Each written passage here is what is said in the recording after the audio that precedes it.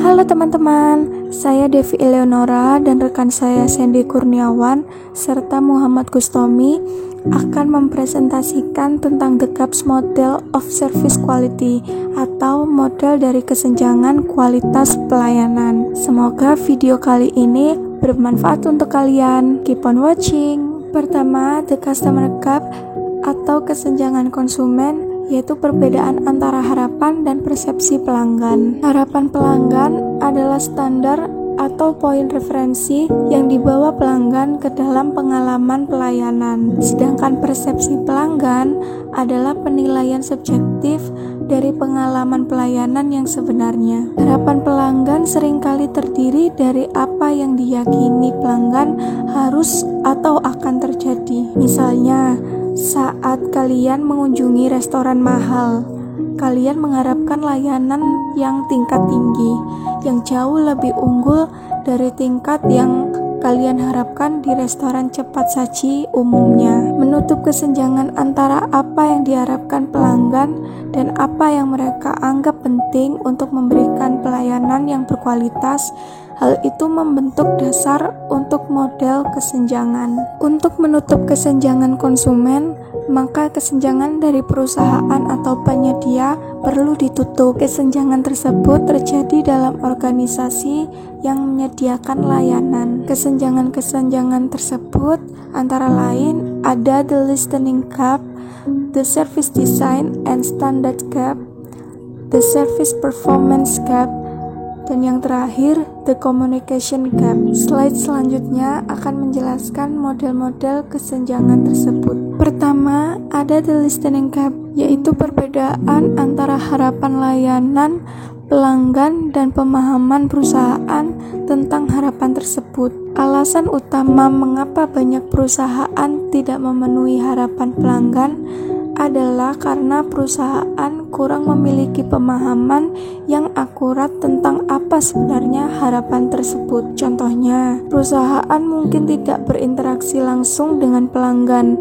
Mereka mungkin tidak mau bertanya tentang ekspektasi, atau mereka mungkin tidak siap menghadapinya. Gambar yang ada di slide menunjukkan adanya faktor-faktor kunci yang bertanggung jawab pada kesenjangan pertama, yaitu kesenjangan pendengaran. Orientasi penelitian pelanggan yang tidak memadai merupakan salah satu faktor penting. Ketika manajemen atau karyawan yang diberdayakan tidak memperoleh informasi yang akurat tentang harapan pelanggan, kesenjangan ini akan menjadi besar. Metode formal dan informal untuk menangkap informasi tentang harapan pelanggan harus dikembangkan melalui riset pelanggan. Faktor kunci lain yang terkait dengan kesenjangan pendengaran adalah kurangnya komunikasi ke bagian atas. Karyawan yang berada di depan dan bertatap muka dengan konsumen biasanya lebih paham banyak tentang pelanggan. Namun, jika manajemen tidak berhubungan dengan karyawan tersebut, maka kesenjangan akan semakin melebar. Kesenjangan pendengaran juga terkait dengan kurangnya strategi perusahaan untuk mempertahankan pelanggan dan memperkuat hubungan dengan pelanggan mereka. Ketika perusahaan memiliki hubungan yang kuat dengan pelanggan, maka kesenjangan satu ini akan semakin kecil kemungkinannya untuk terjadi.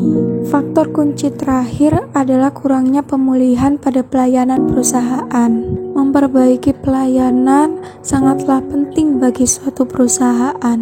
Mengapa orang mengeluh? Apa yang mereka harapkan ketika mereka mengeluh, dan bagaimana mengembangkan strategi memperbaiki pelayanan yang efektif untuk menangani kegagalan pelayanan. Model kesenjangan selanjutnya akan dijelaskan oleh teman saya. Assalamualaikum warahmatullahi wabarakatuh. Selanjutnya mengenai kesenjangan 2, kesenjangan desain dan standar layanan. Persepsi yang harus akurat tentang ekspektasi pelanggan diperlukan, tetapi tidak cukup untuk memberikan layanan unggul. Mengapa demikian? Karena Dalam kesenjangan penyediaan, perbedaan antara pemahaman suatu perusahaan tentang harapan pelanggan dan pengembangan desain dan standar layanan digerakkan oleh pelanggan. Mengapa standar yang dimaksud adalah digerakkan oleh pelanggan berbeda dari standar kinerja konvensional yang ditetapkan oleh perusahaan untuk melayani pelanggan. Hal ini bertujuan didasarkan pada persyaratan pelanggan yang sangat penting yang dapat dilihat dari ukuran atau tolak ukur oleh pelanggan. Mereka adalah standar operasi yang diatur agar sesuai dengan harapan yang diinginkan dan prioritas suatu pelanggan daripada untuk kepentingan perusahaan seperti produktivitas atau efisiensi. Seperti yang ditunjukkan gambar 2.3, celah penyediaan yang kami sebut sebagai desain layanan dan celah standar ada dalam organisasi layanan karena berbagai alasan. Gambar 2.3 yaitu faktor kunci yang menunjukkan kesenjangan penyediaan. Di sini ada 3 poin. Yang pertama mengenai desain layanan yang buruk. Dengan maksud proses pengembangan layanan baru yang tidak sistematis. Dan yang kedua, desain layanan yang tidak jelas dan tidak efisien. Yang ketiga, gagal menghubungkan desain layanan dan layanan ke position layanan. Poin ketiga mengenai tidak adanya standar yang digerakkan oleh suatu pelanggan. Karena kurangnya standar layanan yang digerakkan oleh pelanggan. Lalu yang kedua ada tidak adanya manajemen proses untuk fokus pada kebutuhan pelanggan. Selanjutnya ada tidak adanya proses formal untuk menetapkan tujuan kualitas layanan. Hal ini menyebabkan naik turunnya suatu kesenjangan. Lalu yang ketiga mengenai bukti fisik dan survive gap yang tidak sesuai. Dengan adanya kegagalan untuk mengembangkan benda nyata yang sejalan dengan harapan pelanggan, desain yang survive service gap yang tidak memenuhi kebutuhan pelanggan dan karyawan, dan yang terakhir pemeliharaan dan pembaruan survive yang tidak memadai. 3 poin ini bisa naik dan down seperti gambar seperti yang saya sampaikan di atas. Ada desain dan standar layanan yang digerakkan oleh pelanggan, dan ketika mereka mengarah ke bawah, persepsi manajemen atas harapan pelanggan. Jadi kayak setelahnya menuju ke bawah ada persepsi manajemen atas harapan pelanggan. Jadi kita harus tetap melakukan desain standar untuk melayani pelanggan, untuk melayani seorang pelanggan seperti itu. Lalu mengenai kesenjangan 3, kesenjangan kinerja layanan. Begitu desain dan standar layanan diterapkan, tampaknya perusahaan sedang dalam perjalanan untuk memberikan layanan berkualitas yang tinggi. Dalam proses ini, ketika suatu perusahaan melihat peluang yang dilihat berdampak positif, mereka akan memberikan kualitasnya yang lebih baik. Asumsinya adalah ini benar tetap masih belum cukup untuk memberikan layanan prima. Jadi dari situ perusahaan akan melakukan peningkatan untuk meningkatkan kualitas yang ada. Dalam hal ini penelitian telah diidentifikasi banyak penghambat yang penting untuk menentukan kesenjangan kinerja layanan. Dilihat pada gambar 2.4, yaitu mengenai faktor-faktor yang meliputi karyawan yang tidak memahami dengan jelas peran yang akan mereka mainkan di suatu perusahaan. Hal ini dilihat dari karyawan yang mengalami konflik antara pelanggan dan manajemen perusahaan, pemeliharaan karyawan yang buruk, teknologi yang tidak memadai, kompensasi dan pengakuan yang tidak tepat, serta keuangan yang berbeda dan kurangnya pemberdayaan dan kerja tim. Hal ini berdampak negatif ketika terus dialami oleh suatu perusahaan.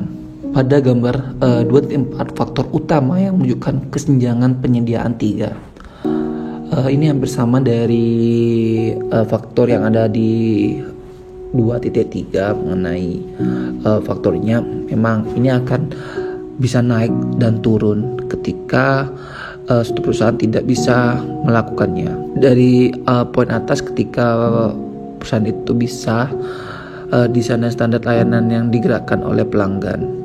Jadi maksudnya adalah desain yang diterima oleh suatu desain dan standar layanan yang diterima oleh suatu pelanggan ini mempunyai kualitas yang baik dan dapat digerakkan oleh pelanggan atau bisa diterima oleh pelanggan untuk dikonsumsinya. Yang ketika di bawah pengiriman layanan. Jadi mereka harus melakukan pengiriman, istilahnya seperti pembaruan layanan untuk diperbaiki lagi lah, seperti itu. Ada 4 poin mengenai hal ini. Yang pertama, kurangnya dalam kebijakan sumber daya manusia, seperti perekrutan tidak efektif, ambiguitas peran dan konflik suatu perusahaan, kecocokan pekerjaan karyawan teknologi, sistem evaluasi dan kompensasi yang tidak tepat, kurangnya pemberdayaan, controlling yang dirasakan dan kerja tim. Dan poin keduanya mengenai pelanggan tidak memenuhi peran, seperti pelanggan kurang mengetahui tentang peran dan tanggung jawab mereka, pelanggan saling berdampak negatif, seperti itu. Dan poin ketiga mengenai masalah dengan perantara lainnya, seperti halnya konflik saluran atau tujuan dari dan kinerja, menyalurkan konflik atas biaya dan imbalan, lalu kesulitan mengontrol kualitas dan konsistensi. Dan yang terakhir mengenai ketegangan antara pemberdayaan dan controlling. Dan poin keempatnya mengenai kegagalan untuk mencocokkan penawaran dan permintaan, kegagalan untuk memuluskan puncak dan lembah permintaan bauran pelanggan yang tidak sesuai, dan yang terakhir ketergantungan yang berlebihan pada harga untuk memuluskan demand, seperti itu. Kesenjangan komunikasi menggambarkan perbedaan antara penyampaian layanan dan komunikasi eksternal pada penyedia layanan. Perusahaan jasa melalui iklan pada medianya, tenaga penjualan dan komunikasi lainnya dapat meningkatkan ekspektasi pelanggan. Standar yang digunakan pelanggan untuk menilai kualitas layanan. Oleh karena itu, perbedaan antara layanan aktual dan yang dijanjikan dapat memperlebar kesenjangan pelanggan. Jadi komunikasi pemasaran dalam meningkatkan penjualan melalui periklanan untuk pelanggan yang lebih besar dengan meningkatkan ekspektasi tentang pemberian kualitas layanan. Selain meningkatkan penyampaian layanan, perusahaan juga harus mengelola semua komunikasi kepada pelanggan secara langsung, sehingga janji yang dibesar-besarkan tidak mengarah pada ekspektasi yang lebih tinggi. Selanjutnya yaitu salah satu kesulitan utama yang terkait dengan kesenjangan komunikasi 4 adalah bahwa komunikasi dengan konsumen melibatkan masalah yang melintasi suatu organisasi. Karena iklan jasa menjanjikan apa yang orang lakukan, dan karena apa yang dilakukan orang tidak dapat dikendalikan dengan cara bagaimana yang menghasilkan barang fisik dapat dikendalikan. Jenis komunikasi ini melibatkan fungsi selain departemen pemasaran. Jadi ketika pemasar mempromosikan layanan tidak sepenuhnya memahami realitas pemberian layanan, mereka cenderung membuat janji yang dibesar-besarkan atau gagal untuk mengkomunikasikan kepada pelanggan aspek layanan yang dimaksud untuk melayani mereka dengan baik. Akibatnya adalah persepsi kualitas layanan yang buruk. Terus kualitas pelayanan tidak dipandang berdasarkan sudut pandang produsen, melainkan dari persepsi orang yang menerima pelayanan. Hal ini karena konsumen yang merasakan dan mengkonsumsi pelayanan yang diberikan tersebut, sehingga konsumen mampu menilai dengan menentukan kualitas pelayanan. Dengan demikian, maka kualitas layanan yang baik maupun buruk tergantung pada konsisten kemampuan produsen dalam memenuhi harapan para konsumen. Terus menutup komunikasi. Model konseptual terakhir menyampaikan pesan yang jelas kepada pimpinan yang ingin meningkatkan kualitas layanan mereka. Kunci untuk menutup kesenjangan pelanggan adalah memenuhi kesenjangan komunikasi yang pertama hingga terakhir dan membuatnya tetap tertutup. Sejauh ini ada satu atau lebih kesenjangan komunikasi yang pertama hingga terakhir. Pelanggan merasakan kekurangan kualitas layanan. Jadi terdapat beberapa pertimbangan yang menjadi tolak ukur seorang pimpinan dalam meningkatkan layanan, di antaranya tingkat kepuasan konsumen terhadap suatu barang. Ketika seorang konsumen telah menemukan produk yang diinginkan, masih terdapat beberapa hal lain yang menjadi pertimbangan, seperti misalnya pertimbangan harga suatu barang atau kualitas barangnya itu tersebut, atau masa garansinya. Tingkat kualitas pelayanan dari kesenjangan komunikasi yang pertama hingga terakhir. Untuk kualitas pelayanan ini menjadi penting karena akan berdampak langsung pada citra perusahaan.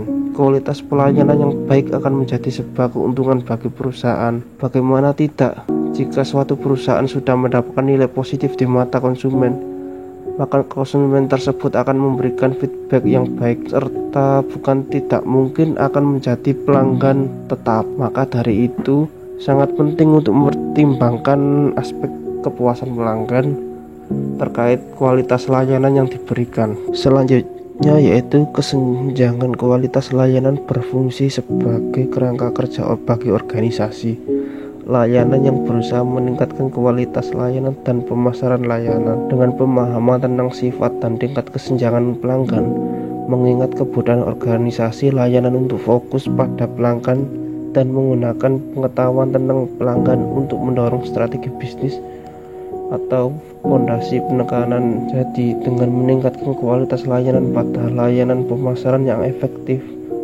akan menghasilkan kepuasan dan produktivitas pada konsumen, perbaikan pencapaian hasil karya atau kinerja dan tujuan perusahaan. Tidak hanya itu, hubungan yang dibangun dalam organisasi berdasarkan iklim dan kepercayaan atau suasana perusahaan atau organisasi yang positif turut memberikan andil dalam menciptakan suasana iklim komunikasi yang efektif. Rasa percaya atau keyakinan, keterbukaan, dukungan, keamanan, kepuasan, keterlibatan dan tingginya harapan mencerminkan iklim komunikasi yang ideal dengan mendorong strategi bisnis untuk meningkatkan kualitas layanan dan pemasaran.